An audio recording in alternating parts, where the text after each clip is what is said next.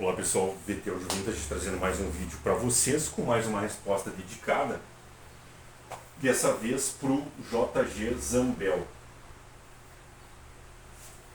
Ele viu os vídeos ali a respeito de capacitores, variação de tensão e tal, e ele fez uma pergunta que foi bacana, assim. Quando eu vi a pergunta dele, eu disse, pá, que legal, alguém se ligou numa situação importante.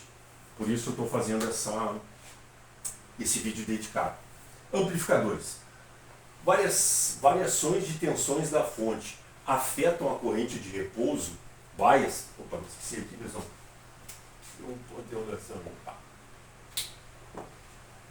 Bacana. Show. Obrigado aí, JG Zambel, pela participação, e eu acho a pergunta bem pertinente, bacana. Eu acredito que em vídeos anteriores, pessoal, abrindo um parêntese, aproveitando, tá? Algumas respostas ali no canal eu não dou. Por quê? Porque, pessoal, no canal já são mais de 700 vídeos, e aí vem assuntos recorrentes, e aí fica complicado ficar falando. Então, o que eu peço antes de olhar um assunto, uma abordagem e fazer uma pergunta, dá uma pesquisada ali no canal, que tem bastante coisa já falando sobre detalhes de componentes, equipamentos, nos próprios reviews, em projetos. Às vezes o pessoal pede medida de caixa, que nem ali, referência de tal alto-falante e outras coisas. Pessoal, tem uns vídeos ali com os reviews que boa parte dessas informações, quase na totalidade que vem ali, tá lá nos vídeos, tá? Então, tem algumas respostas ali que eu passo, dá uma pesquisada ali no canal, que vai encontrar, tá? Detalhes aí que nem superar, corrente de bias, fonte, amplificador, transformador, enfim, caixas acústicas, referências de alto-falante, testes, enfim. Então eu, na medida do possível, estou tentando cada vez mais implementar e abrir o leque desses vídeos. Se vocês repararem agora, eu estou botando vídeos curtos na bancada e mostrando situações gradativamente, porque isso tudo envolve tempo também, né, pessoal? Mais uma vez, como eu trabalho sozinho, faço manutenção em bancada, projeto de caixa, o canal enfim, o tempo. E outra, quando eu tenho alguns problemas que me tiram da bancada, para tudo, como infelizmente tem acontecendo aí de uns meses para cá, tá? Devido a problemas pessoais aí, então a coisa trava, tá? Então, já aproveitando, pedindo desculpas aí para os clientes, enfim, a todos vocês aí que participam do canal. Então eu tenho que otimizar bem o meu tempo. Eu gostaria de responder cada pergunta, só que infelizmente ficar repetindo vai me custar, ao menos no momento agora, um preço bem alto. Então, pessoal, eu peço a gentileza, dá uma olhadinha nos vídeos, até porque isso também é uma maneira de dar uma força para o canal, tá? No momento em que as pessoas olham os outros vídeos e tem bastante material, eu volto ali, às vezes tem uma pergunta que alguém me faz e eu venho na cabeça assim, bah, não tenho certeza. Aí eu vou dar uma pesquisada nos vídeos e eu vejo que em algum vídeo, aqui já tem uma resposta, às vezes pronta, um rumo norte. Então, peço essa gentileza aí, tá, pessoal? Fechando parênteses aqui, voltando. Variações de tensões da fonte afetam a corrente de repouso, bias. Bacana. Então, o que acontece? Óbvio, se a minha tensão está variando, como é que fica o controle da corrente de bias, já que ela é crítica? Tá? E eu já falei isso em alguns vídeos, nessa questão assim, para dar uma ideia o quão crítico é uma etapa de saída do amplificador. A gente olha um esquema, parece simples, é tudo parecido e tal, boa parte, né? Mas tem uma ciência grande ali. Para quê? Para manter esse estágio estável, e as anomalias que podem ocorrerem, o que provoca muitas vezes a destruição da etapa de saída, eu também já fiz vários comentários nesses vídeos.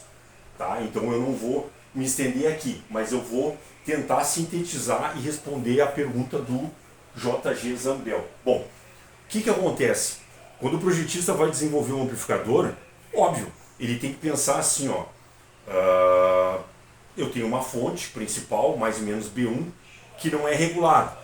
Vai ter variações de entrada, consequentemente vai ter variação na saída.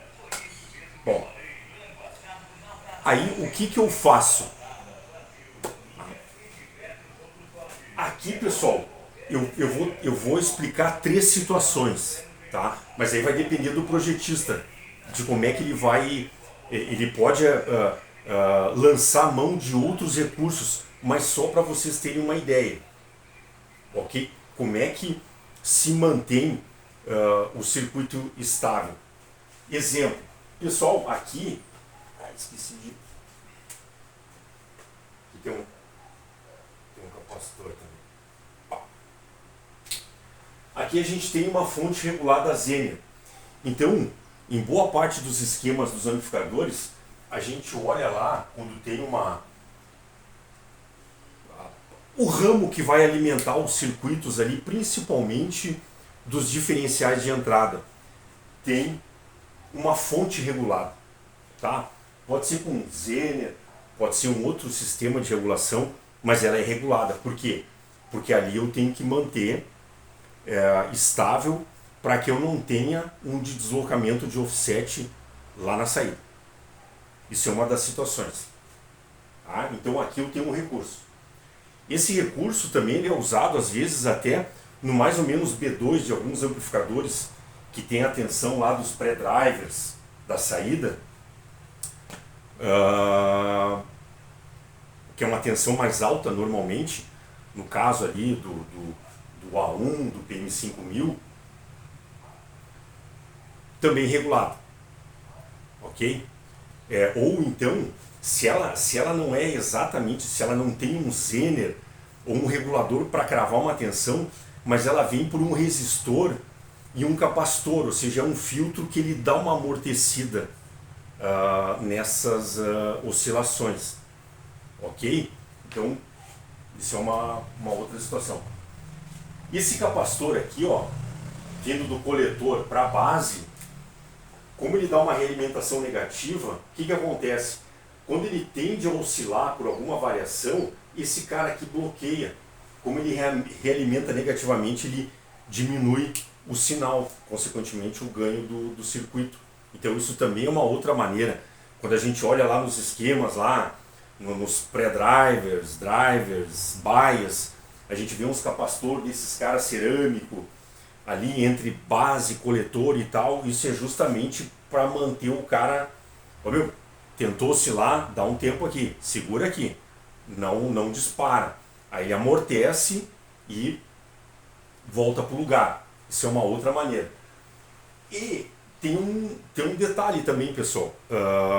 Quando eu tenho um amplificador com fonte simétrica, que é o caso da boa parte dos amplificadores aí, principalmente dos powers, tal, que tem o mais e menos B1, que é aquela fonte principal, o que acontece aqui, pessoal? Aqui eu tenho uma fonte simétrica, então aqui eu tenho mais e aqui eu tenho menos. São valores iguais. Tá? Vamos usar o exemplo lá do PA800, que no esquema tá 55 volts. Tá? Então eu tenho mais 55 menos 55. Se a minha rede variar na entrada, ela vai variar na saída.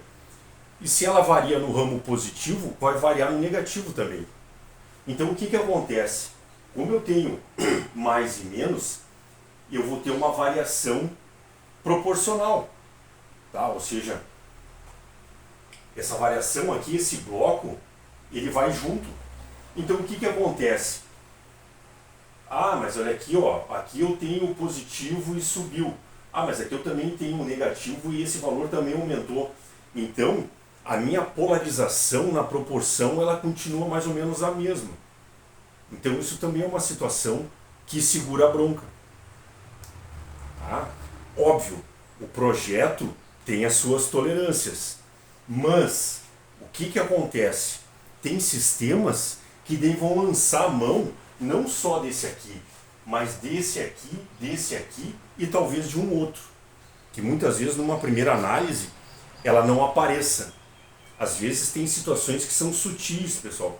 Por isso que eu digo assim, ó, esses comentários de o amplificador tal é derivado, é igual e tal. Analisa bem, entende o que está acontecendo.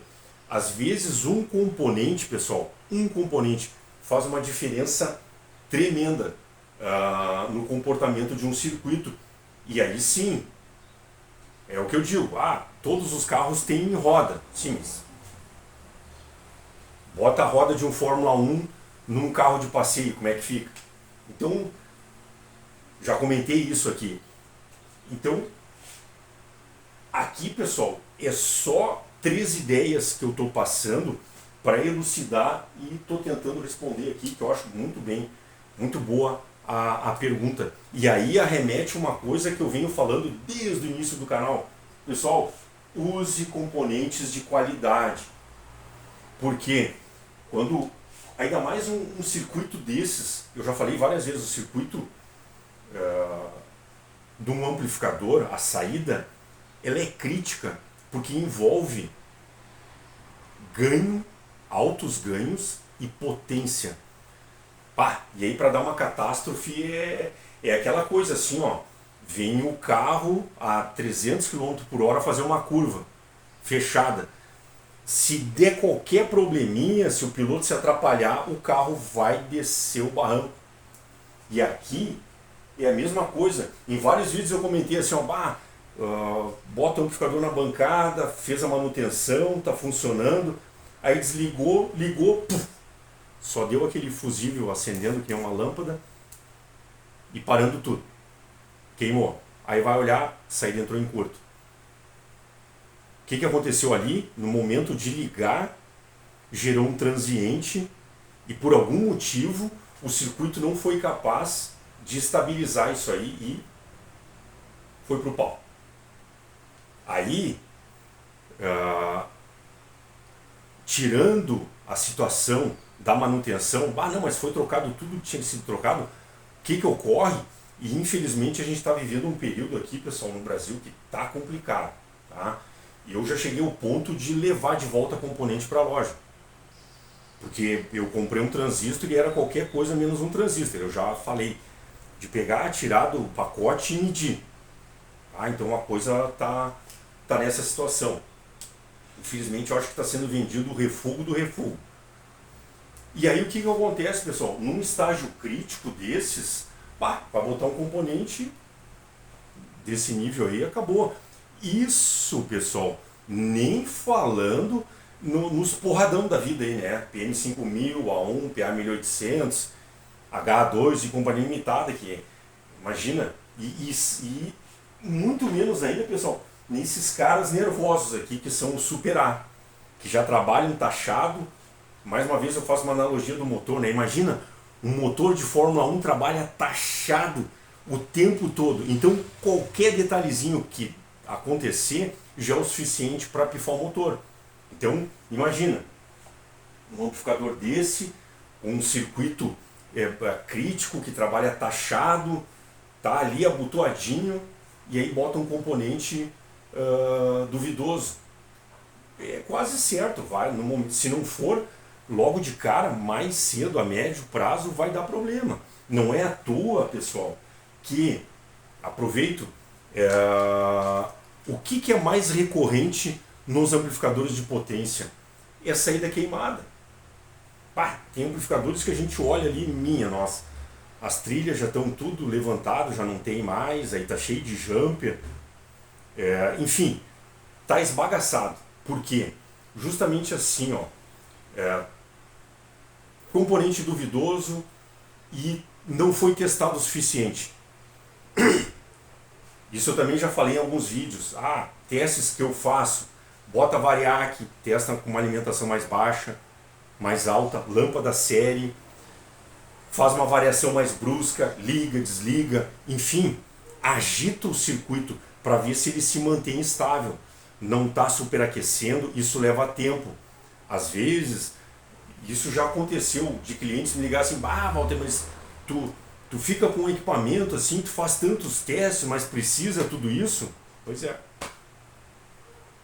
Então, imagina, eu estou fazendo a manutenção do equipamento, ele veio com um problema, e ainda mais num estágio crítico desses, eu acho que é o mínimo, né, que eu posso fazer, é pegar, e no momento em que eu liberar o equipamento, ao menos eu vou pensar assim, ó, bom, tudo que eu podia fazer ali eu fiz, se der algum problema, não foi por falta de boa vontade, até também para dar um retorno para o cliente, que ele tem razão daí de me questionar: pai, Walter, e aí, como é que fica isso aí? Só que daí entra a situação: ah, funcionou, vai, tá ligando ali e tal, pá, aham. Aí numa hora dessas o cliente vai lá, se empolga, marca uma festinha, aí quando ele está no bom da festa, que ele pensa: bah, agora eu vou detonar na festa, e quem sai detonado é o amplificador. Então, brincadeiras à parte, é isso aí que acontece. Isso aí é recorrente. Então, use componentes de qualidade. Ok? JG Zambel, mais uma vez, te agradeço a participação, a pergunta foi show de bola, espero ter te ajudado. Tá? Isso aqui, ó, tá? É só a ponta do iceberg, tá?